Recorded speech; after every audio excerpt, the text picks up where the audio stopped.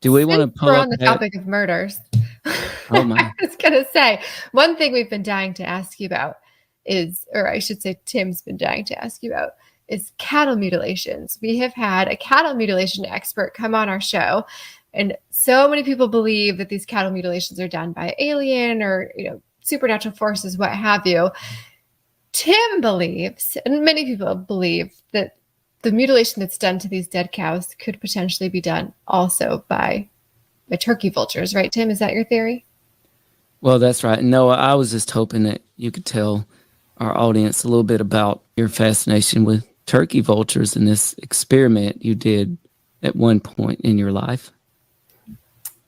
Well, I do have a very soft spot in my soul for turkey vultures. And I think it goes back to when I was in high school, like right after I got my driver's license.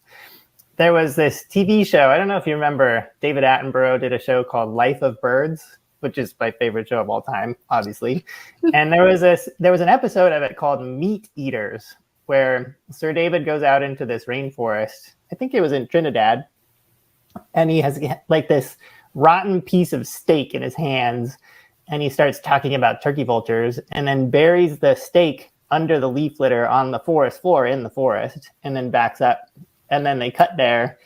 And then they show like 40 minutes later, this turkey vulture flying over and sailing down through the forest canopy and going right to the spot because it can smell that rotting meat from like 2 miles away. They have an incredible sense of smell.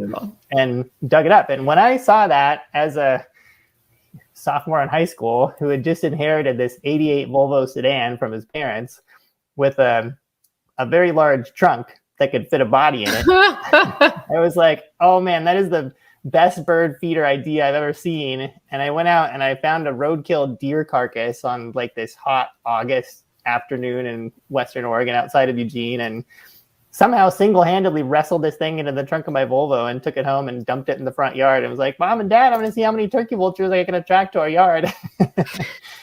And it worked amazingly well. The next day, we had like 40 vultures sitting on the roof of our house, and they hung around like these ghoulish beings for the next week. It was glorious. And how much damage did they do to that deer? Oh, the deer was gone after a week. I put a little camouflage tarp out next to it so I could sit there and watch the vultures doing what they do. I mean, it smelled pretty bad, but it was fascinating to see them. They are maybe a little more polite than you would imagine up close.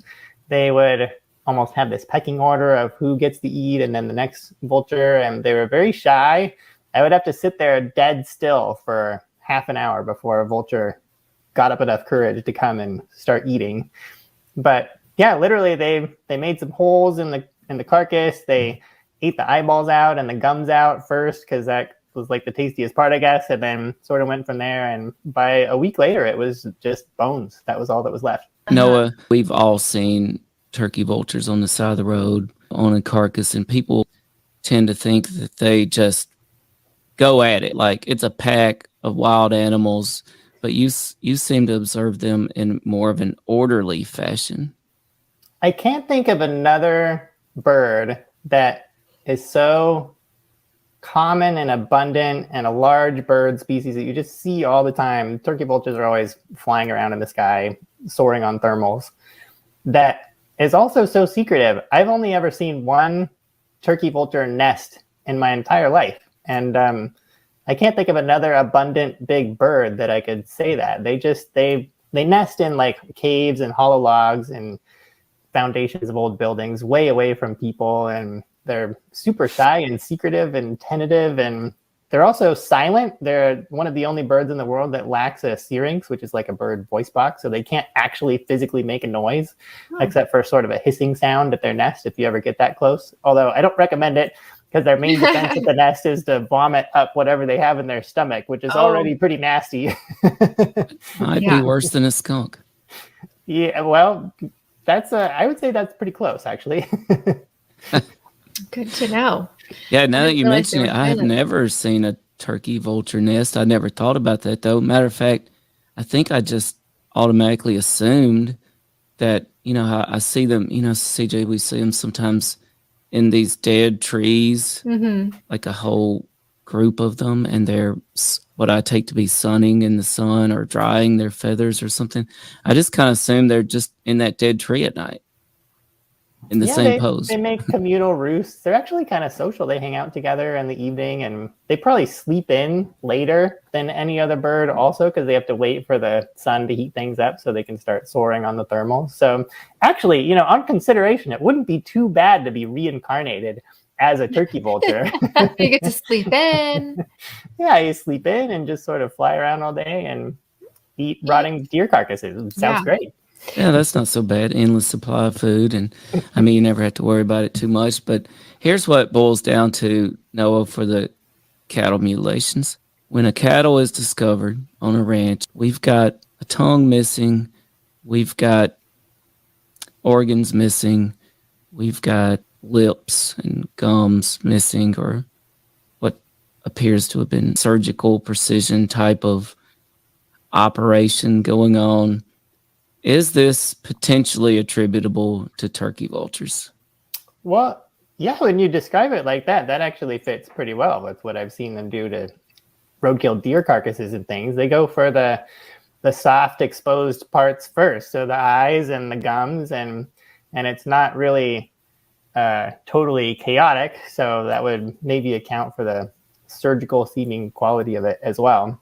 I don't know about inner organs. If selected organs are missing, I'm not sure turkey vultures could do that without making it obvious that they'd been in there. But yeah, I mean, they are the main scavenger in most of North America. So if you have a ranch, you're probably going to have turkey vultures around. That makes a lot of sense. I was just going to go ahead, CJ. There's one part that's like really disturbing about some of these cattle mutilations, and isn't it that like usually the anus is gone too? Is that something that turkey vultures Well, yeah, I mean, be held accountable for? That's a soft hole. Exposed part. Okay, so we've solved the problem. So I mean, we had a cattle mutilation expert on our show who literally posited the idea that possibly some secret government agency was like lifting these cows with silent helicopters, taking them somewhere, cutting these organs out, and then dropping them off at other parts of the ranch. Maybe, but certainly turkey vultures seems a little bit more logical.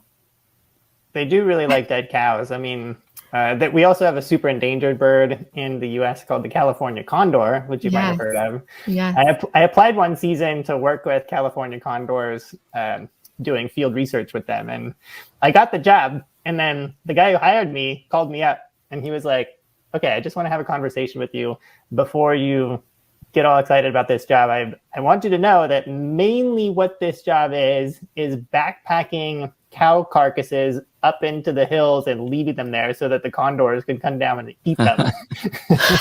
And I considered that for about a week. And then at the end of the week, I got another field job in Hawaii. So I mean, I took that one instead. What can you do? I mean, yeah, dead cow carcasses or Hawaii. Tough. Well, how many California condors are there? Sorry. They're huge. Yeah, they're actually doing fairly well. The condor population, they're captive breeding them now and re-releasing them into different places in the wild. And they're even releasing them around near Oregon in the redwoods on the Northern California coast is one of the latest ones. So it's kind of exciting. We might actually see them flying around in the Pacific Northwest again. That would be neat.